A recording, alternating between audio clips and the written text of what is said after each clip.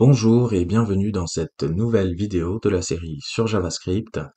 Aujourd'hui, on va parler de l'enchaînement des méthodes sur les tableaux. Donc on va commencer tout de suite avec un premier exemple. Je vais coller ici un tableau avec des codes produits. Donc on a essentiellement deux types de codes produits, ceux qui commencent par ES et ceux qui commencent par PA.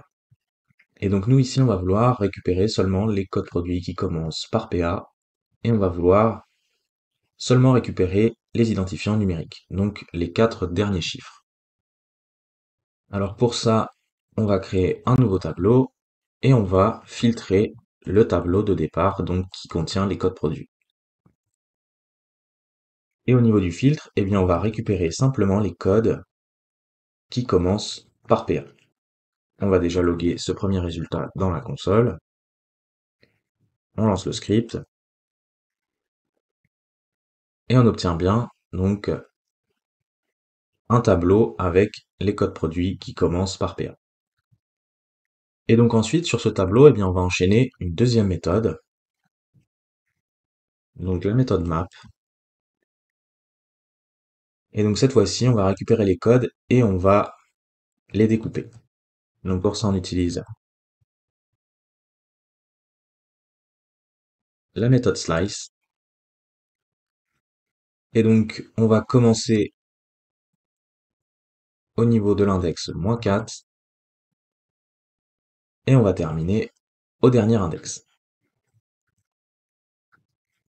On relance le script et cette fois-ci, on obtient bien le résultat attendu, donc un tableau avec uniquement les identifiants numériques des produits qui commencent par PA. Donc dans ce premier exemple, on a enchaîné deux méthodes d'ordre supérieur. Alors, par méthode d'ordre supérieur, j'entends toutes les méthodes qui permettent d'itérer sur les tableaux. Donc filter, map, reduce, sum, includes, every, etc. Seulement, on n'est pas obligé d'enchaîner que des méthodes d'ordre supérieur. C'est le cas le plus commun, on va dire. Mais on peut également enchaîner d'autres méthodes. Donc c'est ce qu'on va voir dans un second exemple. Pour ce deuxième exemple, on va coller un nouveau tableau. Donc ici, on a un tableau qui représente des images. Et on a deux types d'images, donc des images qui sont directement des chaînes de caractères. Et ensuite, on a un deuxième tableau qui contient donc des images représentées par des objets. Et nous, ce qu'on va vouloir faire ici, c'est récupérer simplement les noms des images. Donc, on va créer un nouveau tableau, on va prendre le tableau d'origine et on va lui appliquer la méthode flat, donc une méthode standard sur les tableaux qui permet d'aplatir les tableaux. On va déjà loguer ce premier résultat dans la console, on lance le script et on obtient bien donc un tableau qui a été aplati. Donc on a enlevé la deuxième dimension ici, le second tableau, et on se retrouve directement donc avec un tableau qui contient les chaînes de caractères et les objets. Donc sur ce second tableau, eh bien on va pouvoir enchaîner une méthode. Donc on va enchaîner avec la méthode map. Et ici pour les images, eh bien on va avoir un retour conditionnel. Donc on va aller vérifier le type de l'image. Et s'il s'agit d'une chaîne de caractères, eh bien dans ce cas-là, on va retourner directement l'image. Autrement, si ce n'est pas une chaîne de caractères, ça veut dire que c'est un objet. Et donc dans ce cas-là, on va aller chercher la propriété name de l'objet. On sauvegarde, on relance le script et on obtient bien donc notre tableau qui contient uniquement les noms des images. Donc ici on voit qu'on a enchaîné deux méthodes, une méthode standard, la méthode flat, et ensuite une méthode d'ordre supérieur, donc la méthode map. Tout ça pour dire que on n'est pas obligé d'enchaîner que des méthodes d'ordre supérieur sur des tableaux. Donc on passe à la suite. Donc pour ce nouvel exemple, on va parler des chaînes de caractères. Je vais coller ici une chaîne de caractères, donc avec des catégories séparées par des virgules. On le sait, les chaînes de caractères se comportent un peu comme des tableaux et ont des méthodes communes avec les tableaux. Et donc on va pouvoir enchaîner sur les chaînes de caractères à la fois des méthodes propres aux chaînes de caractères et des méthodes de tableaux. Donc ici par exemple, on pourrait créer un tableau déjà à partir de la chaîne de caractères. Ici, on utilise la méthode split, donc pour découper notre chaîne de caractères au niveau de la virgule. On va déjà loguer ce résultat dans la console. Et on obtient bien donc un tableau avec nos différentes catégories. Et ensuite, on va pouvoir enchaîner avec une deuxième méthode. Donc ici, on va prendre la méthode map à nouveau. Et donc, ici, on va prendre à la fois la catégorie et l'index. Et on va retourner, par exemple, un objet. Ici, au niveau de la clé, on va avoir le mot catégorie. Et à la fin, on va ajouter, l'index. Alors, comme l'index commence à partir de 0, ici, on va ajouter 1. Et ici, au niveau de la valeur de l'objet retourné, on va passer le nom de la catégorie. On sauvegarde, on relance le script, et on obtient un tableau d'objets, avec les catégories. Donc, ici, on a, au niveau de la clé, le mot catégorie avec à chaque fois l'index. Et ensuite, au niveau de la valeur, le nom de la catégorie. Donc, tout ça pour dire que on peut, enchaîner sur les chaînes de caractères des méthodes de chaînes de caractères et des méthodes de tableau. Pour l'exemple suivant, je vais coller un nouveau tableau, qui contient des objets représentant des articles. Et cette fois-ci, au lieu d'enchaîner véritablement des méthodes sur les tableaux, on va plutôt utiliser simultanément des méthodes d'ordre supérieur sur les tableaux. Donc imaginez ici qu'on est un utilisateur qui souhaite effectuer une recherche et filtrer les articles. Donc on va avoir un input pour l'utilisateur, et on va imaginer que l'utilisateur souhaite récupérer uniquement les articles qui contiennent le mot-clé film. Donc, on va créer un nouveau tableau et on va filtrer notre tableau d'articles. Sauf que ici, au niveau de la condition, on va profiter du fait que les titres soient des chaînes de caractères. Comme il s'agit de chaînes de caractères, on va pouvoir utiliser des méthodes de tableau sur ces chaînes de caractères. Donc, ici, au niveau de la condition, pour le filtre, on va aller chercher le titre, et on va utiliser la méthode includes, donc qui est une méthode d'ordre supérieur sur les tableaux, mais qui fonctionne aussi avec les chaînes de caractères. Et ici, on va passer l'input. Et normalement, on devrait récupérer notre tableau avec les articles filtrés. Et effectivement, on a bien un tableau avec deux articles, et les deux articles contiennent bien le mot-clé film.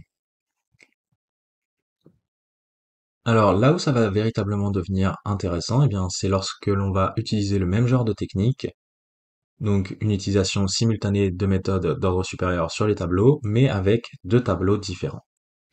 Donc ici, je vais coller un nouveau tableau qui représente donc des articles mis en favori. Donc ici, on a simplement les identifiants des articles qui ont été mis en favori. Alors on va supprimer tout ça et on va créer un nouveau tableau donc pour récupérer les articles qui ont été mis en favori. Donc on va filtrer le tableau d'articles.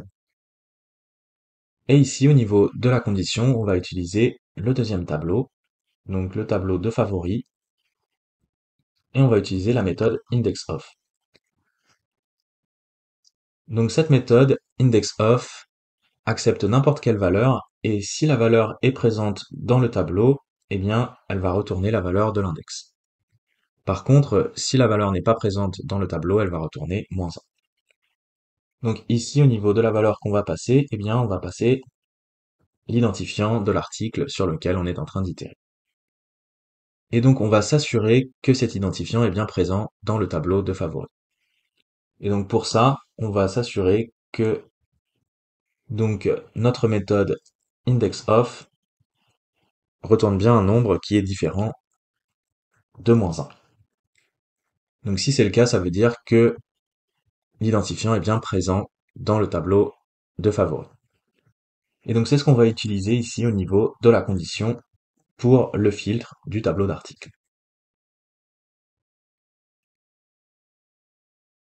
On log le résultat, on relance le script et on obtient bien les articles donc avec les identifiants 1 et 3. Donc les deux articles qui avaient été mis en favori.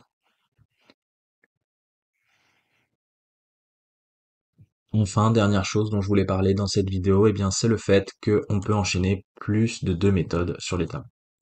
Donc jusqu'alors, on avait enchaîné simplement 2 méthodes, mais on peut tout à fait enchaîner plus de 2 méthodes. Donc par exemple, ici, on va commencer par une méthode filter. On va filtrer les articles et on va récupérer seulement les articles qui sont publiés. Ensuite, on va enchaîner avec une méthode map et on va récupérer simplement le titre des articles. Et ensuite, on va utiliser la méthode sort donc pour ordonner les articles par ordre alphabétique. On va loguer le résultat dans la console. On lance le script et on obtient bien un tableau qui contient donc les titres des articles publiés et qui ont été mis donc ordonnés par ordre alphabétique. Alors cependant, il faut quand même faire attention avec donc l'enchaînement des méthodes et en particulier lorsqu'on commence à enchaîner plus de 2 méthodes pour plusieurs raisons. Notamment la première raison, eh bien, c'est que ça devient pas forcément toujours très lisible. Donc on va avoir des problèmes de lisibilité du code et ensuite, eh bien, c'est pas forcément toujours très optimal. Parce que ce qu'il faut bien voir ici, c'est que à chaque fois qu'on utilise donc une méthode d'ordre supérieur, eh bien, en quelque sorte, on crée un nouveau tableau sur lequel on va boucler.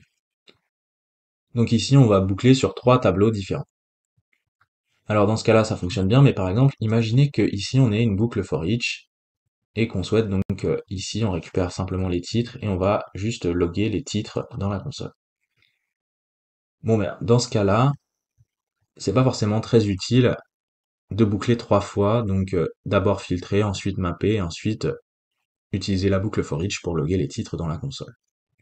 Puisque au lieu d'enchaîner les méthodes ici, eh bien on aurait pu faire exactement la même chose en utilisant une boucle for ou en utilisant simplement directement eh bien, une méthode for each sur le tableau d'articles.